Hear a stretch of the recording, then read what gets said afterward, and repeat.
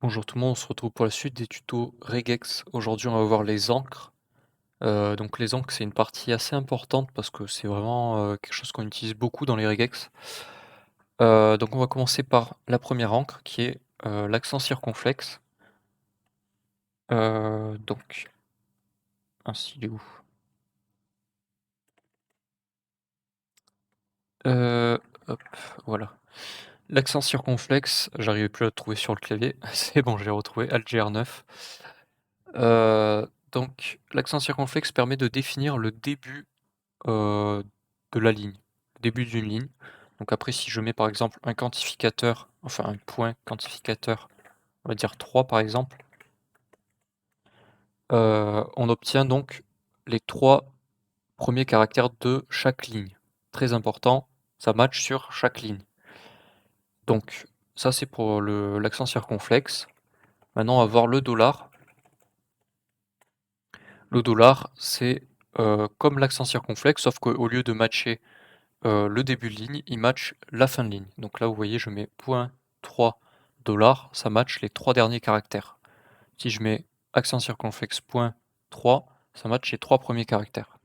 Donc ça, c'est pour l'accent circonflexe et le dollar, donc très simple à comprendre.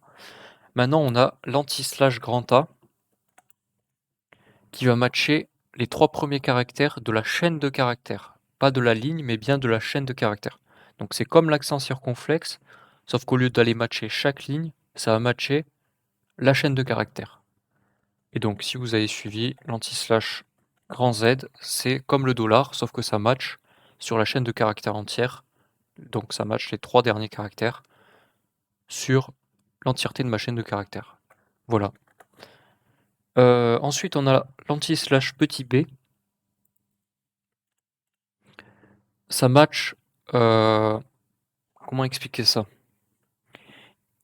Il faut que vous voyez en fait l'anti-slash W. Je ne sais pas si vous vous souvenez, dans les classes de caractères, on avait vu l'anti-slash W qui est je vais reprendre, peut-être ça sera un peu mieux expliqué. Heu, Caractère classe, non, meta sequence. Match any letter, digit or underscore. Voilà. Donc c'est l'équivalent de cette, classe de caractère que vous voyez là. Donc ça match en fait de A à Z, de A majuscule à Z majuscule, de 0 à 9. Et ça match aussi l'underscore. Donc l'anti-slash B, il va matcher le début. Enfin, il faut que vous voyez en fait comme l'accent circonflexe, sauf que c'est comme si vous faisiez un accent circonflexe qui match, au lieu de matcher chaque début de ligne, ça match chaque début de anti-slash W. Voilà. Donc c'est comme ça qu'il faut le voir. Et c'est pas tout. Comme vous pouvez le voir là, ça match la virgule espace A. Donc ça match le début de l'anti-slash W, mais aussi le début de l'anti-slash grand W. Donc l'inverse d'anti-slash W. Donc c'est un petit peu plus compliqué à comprendre. Donc pour résumer, anti-slash B, ça match, il faut que vous voyez comme un accent circonflexe qui s'applique en fait, au lieu de s'appliquer à la ligne, ça s'applique à l'anti-slash W et à l'anti-slash grand W. Voilà, c'est comme ça qu'il faut le voir. Et donc, vous avez également l'inverse, anti-slash grand B, qui lui va vous donner en fait l'inverse de l'anti-slash B. Donc ça va matcher, ça